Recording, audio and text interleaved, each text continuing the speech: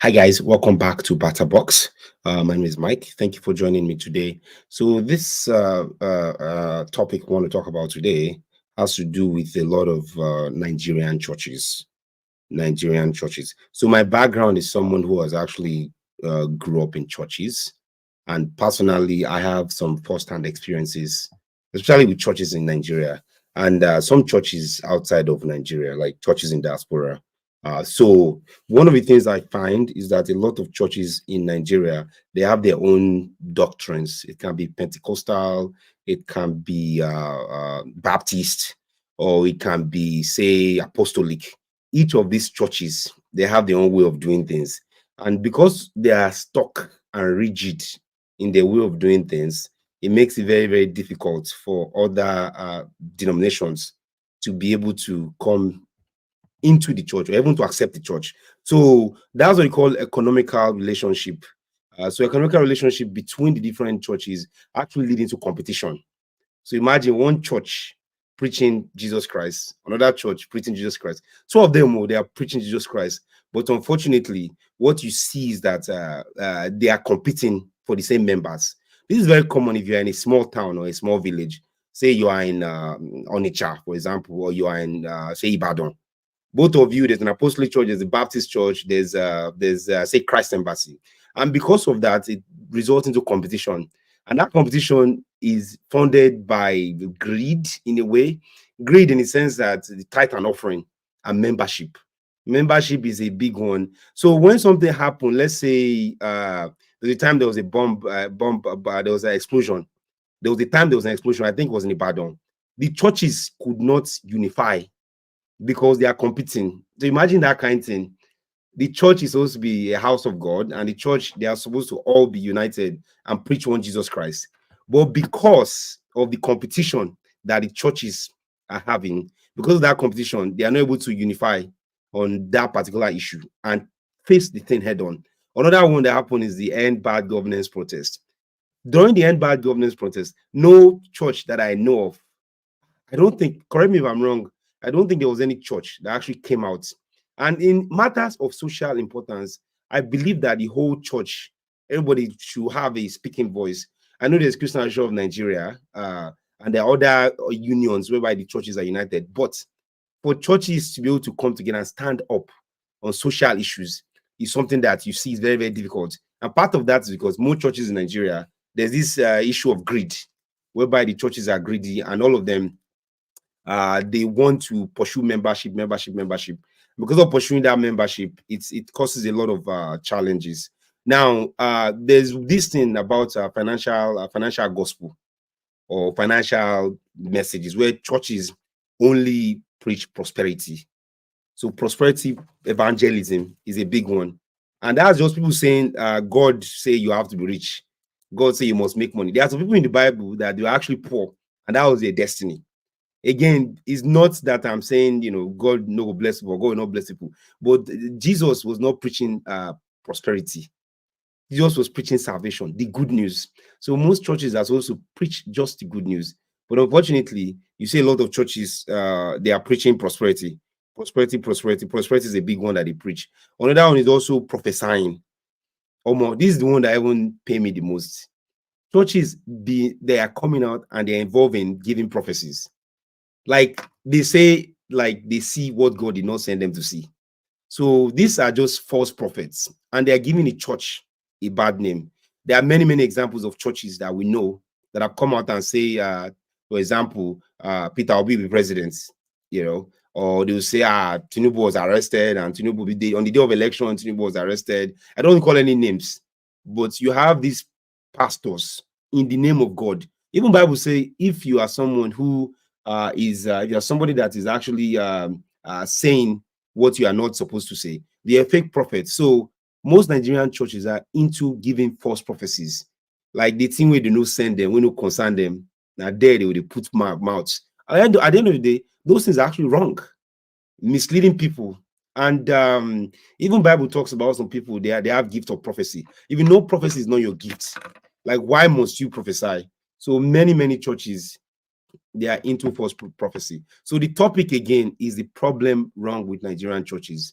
The topic of this live is the problem wrong with Nigerian churches. And part of that problem involves things that are self-inflicted by the leadership of those churches themselves.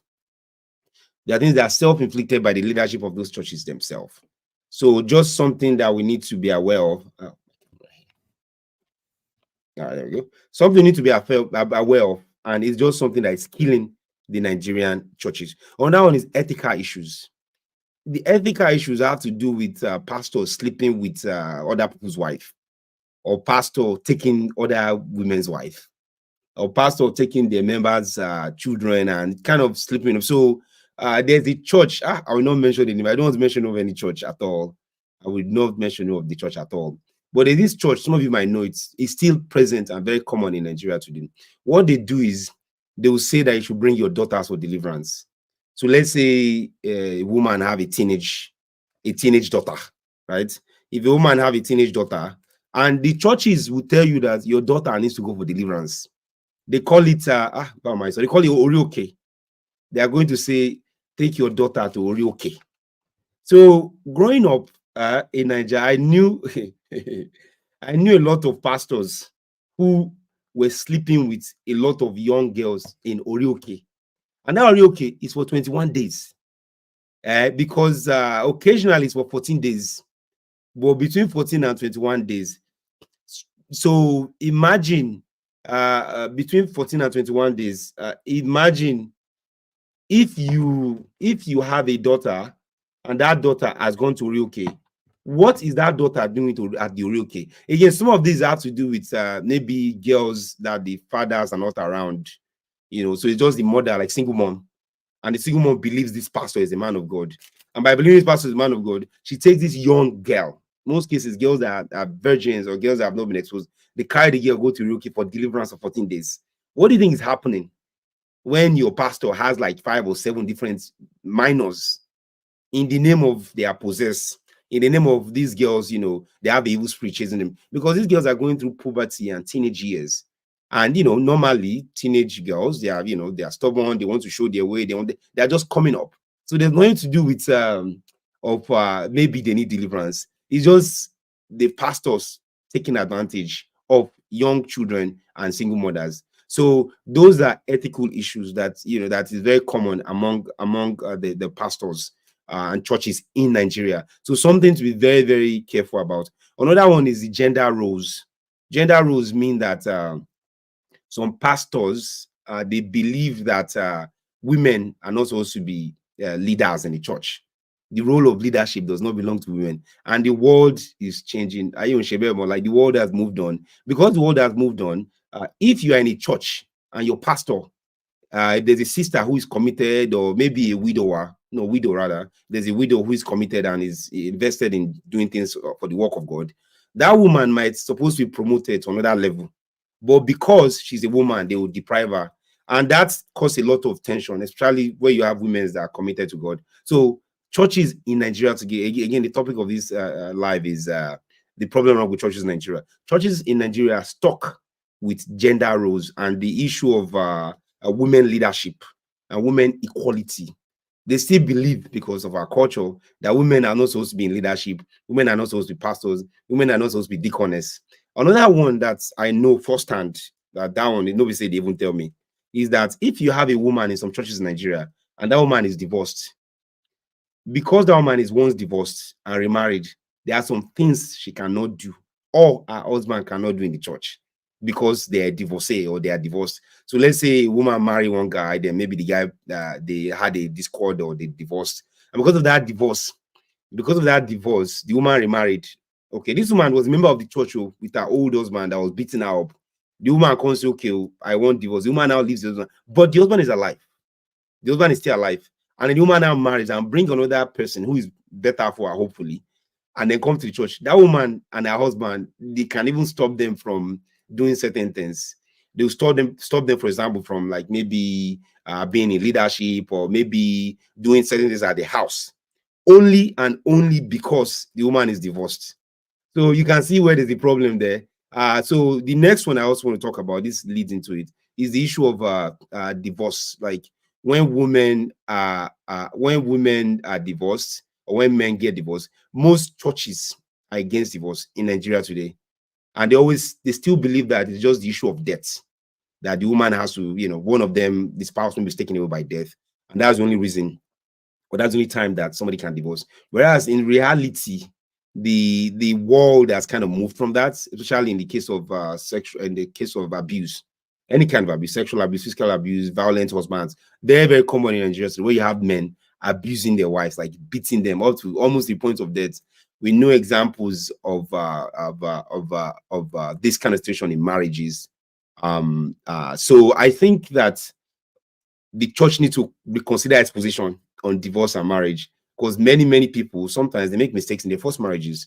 Because they make mistakes in their first marriage does not mean that you as someone, you should not does not mean that they don't have a chance in the kingdom of God because of the mistakes they make in the first marriage. So issue of marriage and divorce is another one. This one is also a very sensitive topic, and that is the traditional value. Yes, so the church has certain traditional values. This is what they believe in, and anything outside of that value, like this marriage and divorce I talked about, is a big deal. Now, this one is also a very, very big one. The position of the church on cultural issues like LGBT. I know in Nigeria it's a big thing where they're like, oh, LGBT, but I think there are some people, even in Nigeria, who admit it or not, that even myself I know of, that they are LGBT or whatever. So what's the position of the church on that? Is the church open to admitting other communities? So that's a topic that is actually big. And is the church a safe space for people of certain sexual orientations? Is the church a safe space for people of certain beliefs? Is the church a place where people can actually go and feel safe? Especially these LGBT people, whereby the society sees them as people that they are not acceptable, or people that are not they are not one of us. They are persecuted. So the role of the church, I believe, should be a place for the weak, or for the marginalized in the society, or for those in the society that have been disenfranchised. So I think personally, Sha, that if the church is able to identify people that maybe they're LGBT, the church should be able to open up to them, and it should be a place where they can come, instead of the church pursuing people like that. Because what you have today is churches just chasing people like that, and saying these people, they are not one of us, they are not part of us, and it's a sin, you are going to your fire. So that is another topic that the churches or church needs to pay attention to. Being a safe place for people of different sexual orientation or sexual belief or sexual background. Okay, the next one is a big one, and that is premarital sex and cohabitation. Premarital sex and cohabitation. The church has for long maintained this position about premarital sex. Again, my credentials, I'm not a pastor. I want to be very clear about that. I'm not a pastor, so I don't know what the beliefs are. I'm just speaking on this somewhat of a secular topic that is affecting a lot of Nigerian churches. An issue of premarital sex and cohabitation. The society has moved on from that. The society has moved on from premarital sex and cohabitation. So today, at 2024, it is acceptable in some certain circles. And especially with these Gen Z kids. We did a video earlier about that, about churches saying some things about premarital sex, whether premarital sex, whatever. So point is, should the church be evaluating its position? And you can disagree with me and say, well, the church should not be involved in preaching premarital sex and cohabitation. But if you were to do a survey, I will almost assure you that maybe one in two, 50% of couples that are getting married in Nigeria today, they're involved in premarital sex at one form or another, or even cohabitation. So the question is, should the church move with these shifting trends? Should the church move with this shifting philosophy? So please, guys, if you are joining the stream, thank you for joining the live stream. The topic is the problem wrong with churches in Nigeria. The problem wrong with churches in Nigeria. Also, you can click on the like button for us if you haven't already. The other one that I think is affecting churches is all these churches that have a particular stand on health and wellness. We saw this during the COVID pandemic, how churches were taking different positions. Oh, COVID this, we are going to pray for you. Don't go for vaccination because, COVID, Jesus will heal your COVID. And this was in the global pandemic. But Nigerian churches, compared to other churches in the world where there's information, other churches in the world were like saying, okay, go and get the vaccine. Go and get the vaccine. But you have certain churches in Nigeria where we say they are just like, we're going to pray for you. We're going to pray for you. You have faith. So the church plays this role whereby, especially Nigerian churches, they have certain positions like on things, even things like blood transfusion, blood transfusion for health. There are particular churches that say you cannot take blood transfusion. So these are things of health issues that really the church will allow the medical experts to be able to come in and have a say. Another one is with the issue of hostels. So you guys are familiar with this what do you call it? Convention camp. Some people they call it retreats. They have these hostels whereby they are not certified hostels. They are not. There's no health standards whereby there's no standard. There's no regulating body on such situations whereby you see the churches.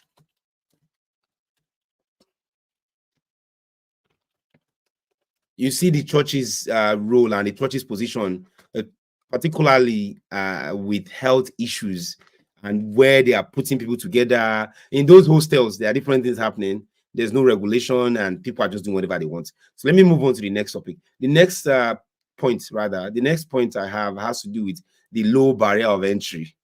Low barrier of entry. In business, there's something called barrier of entry, which means, for example, if you want to have an airline, say you want to be Airpeace, the barrier to entry is very high because you have to buy an aeroplane, you have to buy jets. There are certain businesses that the barrier to entry is very high. And the reason why the barrier to entry is high is because of the regulation, and not anybody can just enter. So churches in Nigeria is something that is very easy. Anybody can be a pastor today. You just need to, have a few members. Even your family members can be the members. And you go out and say, God don't call you. And because God call you, you yourself, you won't be pastor. So it's a situation whereby churches today, unfortunately, they have very low barrier to entry. And because of that low entry barrier, anybody can just become a pastor anytime, anywhere. Another one is the lack of oversight and accountability. Like I just said earlier, anybody can be a pastor. And because anybody can be a pastor, there's no barrier to entry. The barrier to entry is very low. There's no regulating body that is really serious, that is regulating churches. So thank God for social media. A lot of what we are finding out that churches are doing wrong. A very dark black man came out recently and said this pastor was selling water. We did an episode on that on this channel. Pastor is selling water for 2,500, 5,000 naira. One of them is River Jordan water, River Nile water. And I'm just saying, this guy will not even get passports. How we go to sell water and people are buying it? So, because a lot of our sites, some of them are not informed. So the issue is there's no oversight, there's no regulation of churches. And because there's no regulation of churches, anybody just wake up, say, I'm going to be a pastor today or tomorrow. And when they're a pastor already, they're ordained by God because say they see something for dream or because their father was a pastor. So no oversight, no accountability, nobody for them to give accounts for. Nobody holds them accountable. The big one is also abuse of power. If you go to all these religious sectors today, most of these churches, they are seen as like they are more than God or they are walking in the air. So churches are seen as if they are the pastors rather. And then the pastors, the way they hold themselves, like a pastor is just a human being like me or you. So why should a pastor be given so much position and so much power, whereby the pastor is seen as someone extraordinary and you have to go and see pastor to do XYZ? I'm not saying sometimes you don't have to go to your pastor for prayers, that's what I'm saying. But I'm just saying some places the pastors can slap the congregation. And there was one recently, a particular pastor, I won't mention his name again, whereby he slapped a church member. And the church, they are just like, he's our brother, he's our dad in the Lord. Dad in the Lord can do anything. So they abuse their power. There's corruption, whereby some pastors, they put their children in charge of certain things. They put their children in charge of certain things. Even the church building, that the church are the people. The people are the one that contribute money for the church. When the people contribute money for the church, and then when the pastor is moving on, he give it to his family or his cousin or somebody else to manage. So these are many, many, many problems that are going on in Nigerian church. no oversight, no coordination, nobody involved, and the churches do whatever they want. The other issue I wanted to talk about was ignorance and illiteracy. Ignorance and illiteracy among the Nigerian population itself. Ignorance and illiteracy among the Nigerian population itself. Because the Bible even says, my people perish because of lack of knowledge.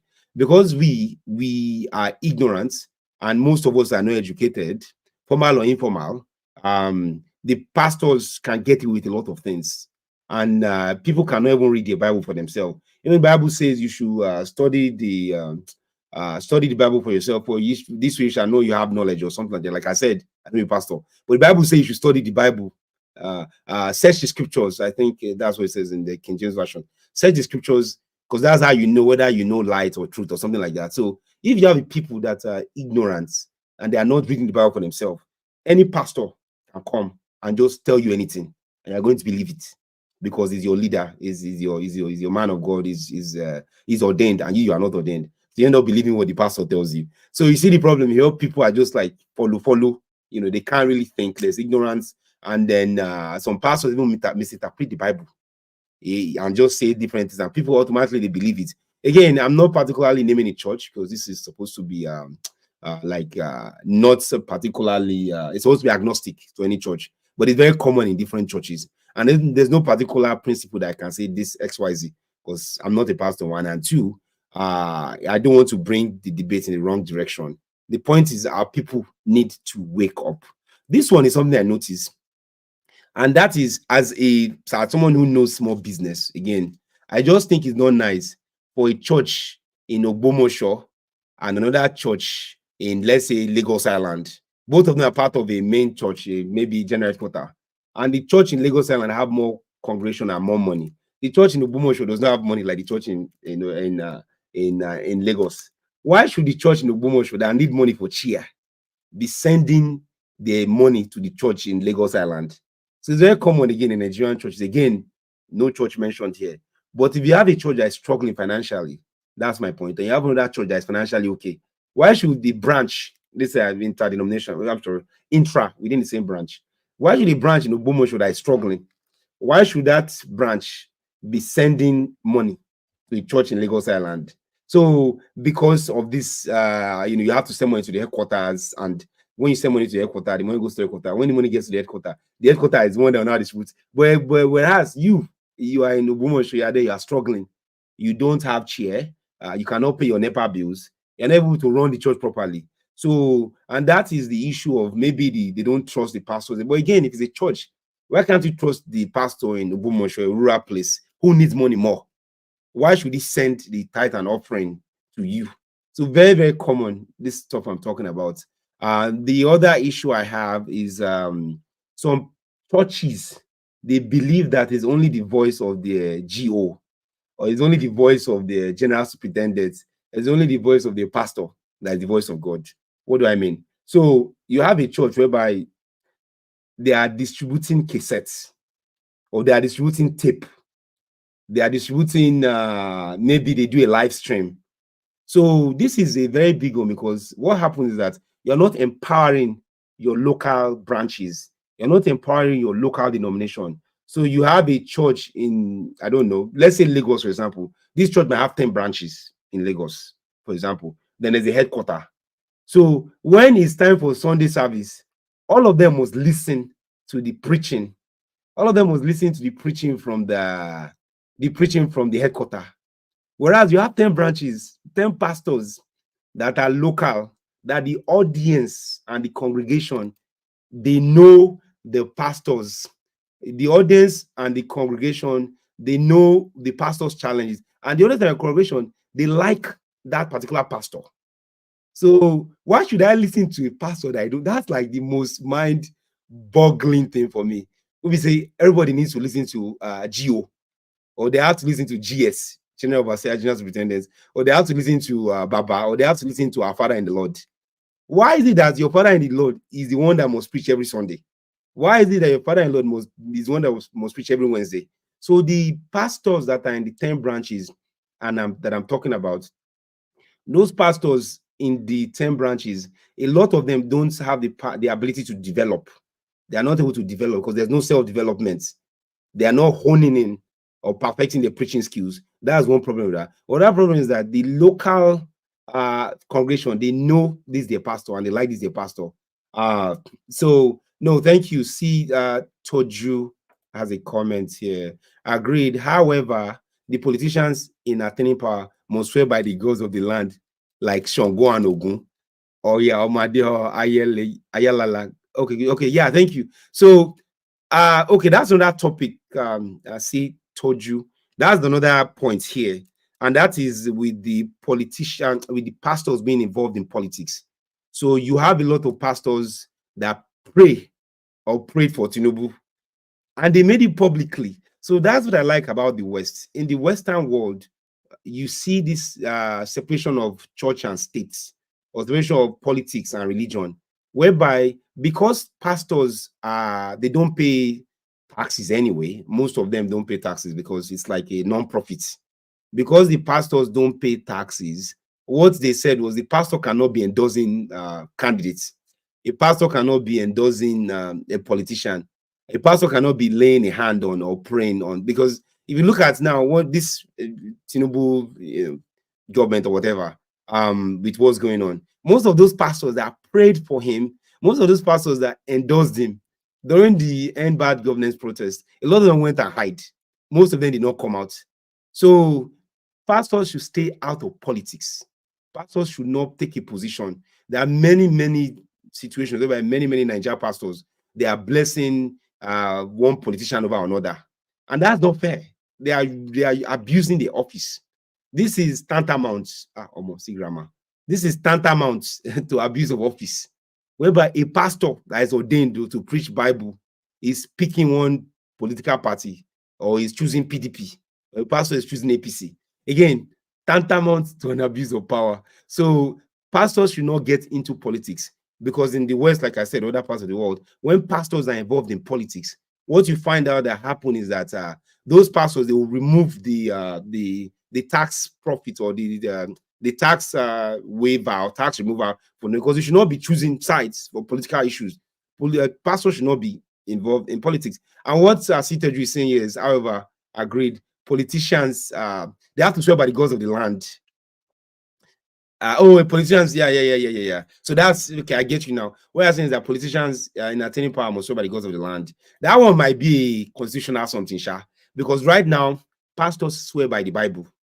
You see pastors, they put their hand on the Bible, they swear by the Quran, depending on your religion. So I think what he told you is saying is, you should also swear by Amadioha or Shango or Ogun or Oya, or yeah. I guess that one maybe is the politician, maybe is the Supreme Court or whatever, or I don't know politics like that, or the House of Assembly, House of Rep. They might have to do something about that. But politics and religion should not be mixed. Politics and religion should not be mixed. Okay, T. Tornado, good catching a glimpse of you driving. Okay. Yeah, thank you very much, Asitoju. Yeah. So another one is the lack of infrastructure. Lack of infrastructure and the role of the church in playing infrastructural support. What do I mean by that? What I mean by that is that if you have a church somewhere and the road to that church is bad, I think the church should be fixing that road instead of building a brand new building. Again, that's my personal opinion. This is one I'm taking a position on, because in some cases, because the way leading to church, or the way people are getting to church, or the location of the church is difficult to access. Okay, Toronto. Okay. Thank you. Yeah. Thank you, Asitoju. So because access to the church is difficult, access to the church is limited, the church should be involved in fixing the road that the masses or the public use to get to that church. The church should fix that, but so it's focusing on the road. An example, again, I don't want to be specific or anything, but if you look at the Lagos-Ibadan Expressway, there are many churches along that Lagos-Ibadan Expressway. It took many years until very recently that they extended that road. But most of those churches could have just come together and say, oh yeah, let's build this road so that it will be easier, or life will be easier for our masses, or life will be easier for our congregation to be able to come to church. But instead, the churches were waiting for the government to fix the road. So in a place where there's lack of government like Nigeria, unfortunately, the church needs to play a very important role by stepping up and say, this our road to our church, the road no good though, because maybe the road they spoil tire, or the road they spoil motor, or the road is spoiling the cars, stuff like that. But instead, the church will fold their hand and they'll be building a mansion, like a mega, not mansion, but building a mega tabernacle, Whereas I think the church will be more involved in infrastructure of the road leading to the church, or things that concern them, instead of them waiting that, we need to wait for government in a place whereby government is lacking. Another one that I have here is the issue of tithes and offering and sowing seeds. So you have people that cannot even eat, people that are poor, people that are hungry in Nigeria today. There are many people that are hungry and poor. And what you see is the church's role is such that the church is telling those people that are poor, they're collecting money from them and saying, so seed offering, build our church this, build our church that, build our church that. And it's something that that I've experienced, whereby people are being exploited by churches, in exploitation of churches, exploitation of people by churches. Again, no oversight, like I talked earlier, no government regulation, nobody's saying anything, and these pastors are allowed to get away with things like that. So another example is with the church universities. Like, what is the business of churches building universities and getting accredited, like for JAMB and University ASU and all that? Is that what God sent them? Like, the church have gotten so big that churches are building universities. Like, I know if you process that, you have many churches now. Their role is to have universities. They have universities, and that one is fine. I can even say, okay, even though I don't agree with that completely, but if you have a church that have a university, the other question is, that church have university, how much is the school fees of that church, of the school, of that university? There's nothing. I question you as a church being so big so that you have a university. But what I even question most is that your members cannot afford that university. Let's not talk about university. Let's talk about secondary school. The secondary school, that most of these churches, almost a lot of churches that are so successful supposedly in Nigeria today, many of them, they have secondary schools. How many scholarship does that church give to poor people? And is his secondary school even affordable? Is the secondary school something that's affordable by many people? So the question is one that is very, very, very sad, whereby the church, they don't leave their lane. Your lane is salvation, nothing more than that. The gospel of salvation. That's the rule of the church. The gospel of salvation. And in some cases, maybe healing of the sick, if you have that gift, or doing other things. But going into academics, or because of one thing, and then most of these churches, you find out that the schools are actually very, very expensive. The schools are not affordable for common man, because they jack the price so much that makes it very, very expensive for people to be able to afford. So those are some of the things that I think are plaguing the churches, and that kind of thing leads into like corruption, the ethical concerns. There's also a moral failure by leadership in the church. One church in particular is whereby you have the men, they are sleeping with boys. I'm not going to mention any church, but it's very, very common, and that's the moral failure, where the church cannot stand up for young children, young boys in this case, or young girls. There's a lot of sexual misconduct that goes on, many scandals that the church tries to bury. That's the church of today. They try to bury that, and they've deviated from what they are supposed to be doing, and it's just very, very sad. So economic challenges facing the economic challenges facing the congregation is not being addressed by the church. The church is supposed to be giving food. I wish that if you do that for Nigeria, because most churches you go to, they are homeless. They should have a ministry, which most churches, again, in the West. I remember, like in the UK, in Canada, in America, I know personally that some churches, every Wednesday, they feed the hungry. Like every blessed Wednesday. There's no Wednesday that will pass that hungry people will not come and be fed. Some churches every Saturday, some is every Tuesday. They pick a day of the week. And that day is the day whereby the church will have hungry people come and they just feed the hungry people. Why are Nigerian churches not feeding hungry people?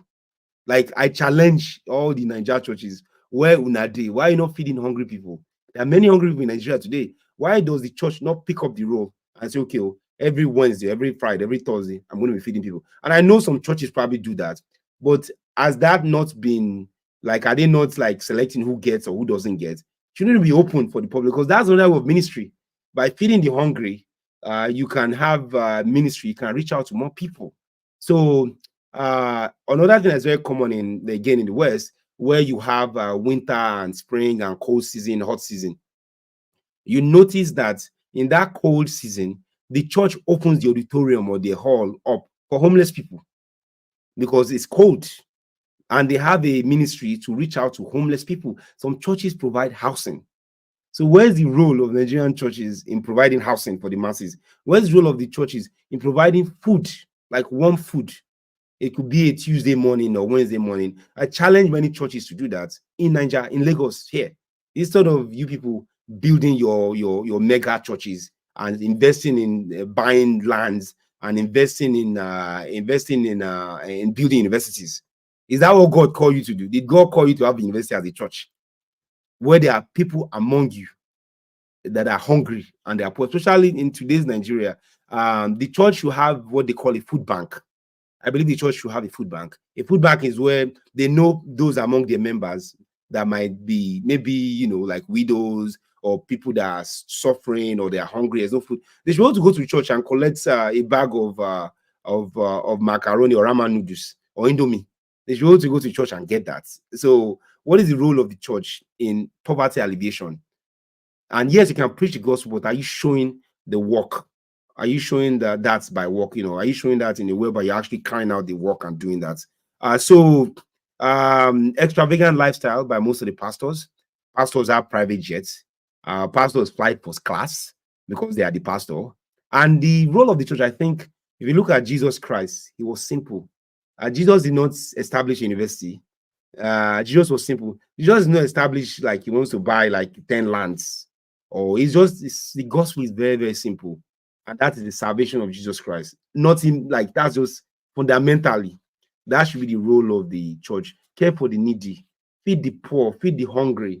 That's what Jesus Christ. So today, if Jesus Christ come today and he sees the church, he's going to be embarrassed and ashamed because of what the church has become, up to the point that we are selling water. We are selling handkerchief.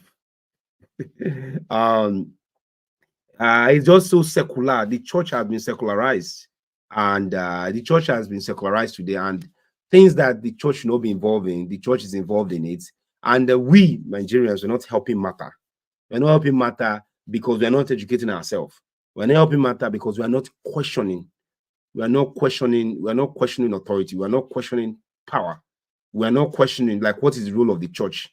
So some churches, like one of my friends in the US, there was a church he went to, and when he went to that church, he said they said something about black people. When he said something about black people, that he's not going to that church anymore. That he just changed church because the church said something about black people. So you yourself, as a Nigerian, have you protested against your church and said, that's the way my pastor talk? I don't like him. I don't go to this church again. But because we're over religious and over zealous, sometimes we condone what is wrong, and there's no way to bring the church into light. So this, the last point I want to make is about the ethnical and tribal issues in the church. Yes, it's very, very common in the church. There's a lot of tribalism going on in the church, whereby if there's a church that is an Igbo church, only or Yoruba church, if there's a church that is a Hausa church, if it's a church that a pastor is Calabar, the pastor tend to prefer his tribal people for role of positions in the church. Very, very common. And that's why you have some church. Again, Jesus was not like that. But the wahala of Nigeria, sometimes we carry that over and we put it, the wahala of Nigeria, we put it inside the church. So because the brother is a particular tribe, or a brother is a particular ethnic group, or a sister is a particular ethnic group, the sister might have a better voice, and the sister can do praise and worship better. But because this sister is not from this tribe, we don't give her that position. Or because that brother is not from that tribe, we don't give them that position. Or because that person is not from a preferred ethnic group, we tend to prefer that person, or give that person preference. Even though that person might be more, when they sing, Holy Ghost fire will come down. but because of the tribal and ethnic origin, we don't give them certain roles. So the church, again, for those of you just joining, thank you for joining. The topic we are covering is the problems facing Nigerian churches. And please like this video as you comment, and also share. Please feel free to share the video with other people that might find value in it. Why should the church be in a position that is ethnically divided? Or why should the church be preferring a particular person? And that is why today there are some churches, when you go, they're like, that's a Yoruba church. Like, that's why I say, when if Jesus wants to come today, just be embarrassed. Why should people be saying one church is a Yoruba church? Or why should people say one church is a Igbo church? You know, you go to some churches, they will say, go to some churches, they will say this church is a Hausa church, or this church is a Calabar church. That should not be so. That should not be so. Because in other parts of the world where there's a unified gospel, there is multicultural, and is diverse. Like, that is what the gospel should be about. The gospel is available for everybody. The gospel is available for Yoruba man, Hausa man, Igbo man, Calabar man, no matter who you are, black or white or Asian. Or Jesus Christ's message is around salvation for all mankind, salvation for all humanity. So where you have a situation by this church in a Yoruba church, or this church in a Igbo church, or this church in a one particular tribe, it's just disingenuous, and it's not something to be very, very proud of. Now, this is about the last topic I'm going to mention, and that is the church has moved to a position whereby that church is actually involved in persecution within the church and discipline within the church. What do I mean by that? If one particular brother does something, okay, let me give you a personal example. This is a personal example that actually happened to me. Okay, so there's one of our brothers in the church. You know, there's one of our brothers in the church. This brother, again, very, very, this true life story. This brother in the church, the guy is going to, let's say, is going to my church. Okay, and let's say he's going to my church. But this brother now met a sister that he wants to marry. This sister is going to like another church, another denomination, my denomination. Okay, so the point I'm trying to make is about discipline, and discipline within the church, and how the church seems to like take power and stuff like that. So the guy now can say, okay, oh, this sister, now the church where the sister they go with this, he like that sister, right? So can you believe that on the wedding day, my own church in my pastor, right, was making an announcement? So number one, they denounced and they excommunicated that pastor, that brother, because he married from that church. We are both Christians, so we are both preaching, we both now the same Bible both of us get. But because of the interdenominational rift between my church and that particular church, that brother went to the other church, and the marriage was conducted at the other church, not at my church. Then, to put matters worse, my own church now said that we must not go to the wedding, and they must not see any of us at the wedding. So my church can't send a police. This is like real. It happens today in Nigerian churches. My church sent a police, one of our members, to go and monitor and take a list of those that come to that wedding, because it's a different church. So can you see the problem there? Like how that is very, very toxic. So those that went to the wedding of that brother that were closer to him as friend, they were banned from being in the choir, they were banned from being in the usher, they were banned from being involved because he went to another church. Now, there's a lot of things wrong with that. Number one, this brother that found the sister from another church, the brother is a child of God, he's born again, he's a member of my church. But because he did not marry from inside my church, what happened is that they ended up, because he's not married from inside my church, they ended up not participating in his marriage. Number one. Number two, they now send somebody to go and be like a investigator or an usher or a police. They send that one to go and watch and monitor to make sure that anybody from my church that goes there, that person is disciplined, right? And then the brother got excommunicated from my church because he married from another church. these are both like maybe I want to say they are even almost Pentecostal Baptists. They are the same Bible. No, we say like today, by today's standard, they are both the same church virtually, because they preach the same denomination and stuff like that. So my point is, the church is involved in certain things that leadership like is so weird. And then I did not know what I know now. But of course, we continue to go to church because that's the church we all go to and stuff like that. And we're even blaming that brother and say, bro, like, why you go marry from that church? Because that church, they preach one particular doctrine. But the way to know, salvation is the core center, should be the core center of the church. Not all this other stuff about how they dress or their comportment or how they do their naming ceremony or how they do their baptism. The whole point is all about salvation, and the church will focus on salvation. The other issue I have is the issue of marriage. The church is involved in marriage, and the church sometimes they overdo past themselves. So in some churches in Nigeria, there's a marital system and a marital hierarchy. In other words, it has to be the pastor and the pastor's wife and all those people. They are involved in matchmaking.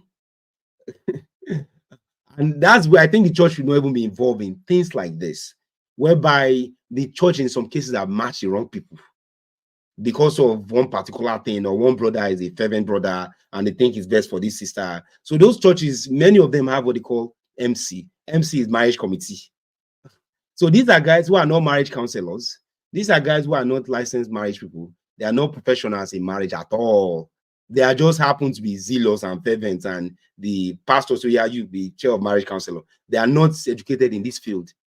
And then it has to be, oh, this sister had a dream, and the dream, she dreamt about that brother. And in that dream, is that brother that she saw. When you saw that brother in the dream, the brother is the one that God chose and God appoints. And the brother is the one that God has picked. So in that matter like that, whereby you have pastors involved in putting people together, like how is that like the gospel? So, and I'm saying this because it's in the period, because I know some of my friends have been matched by churches that, some are not even married anymore.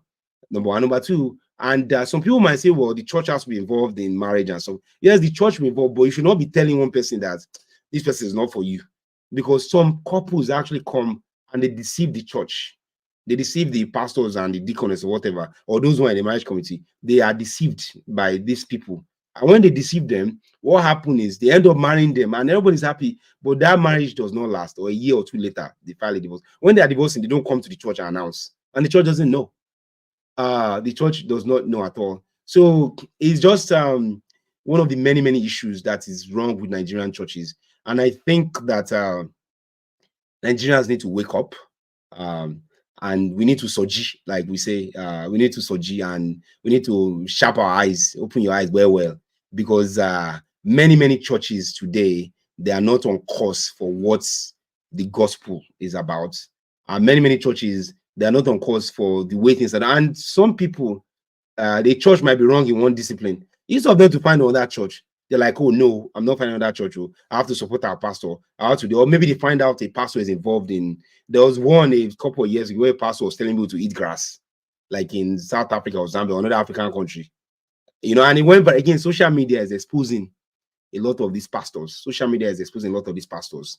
And the problem with this is that people that don't know, sometimes maybe they are sick or they have medical issues, and the pastor encourage them not to go to the hospital, or the pastor encourage them not to get a blood transfusion, or the pastor encourage them not to do an IV that might save their life, and people die, and nobody knows about it, nobody talks about it. The pastor is still there preaching, and these pastors in these days, most of these pastors are untouchables.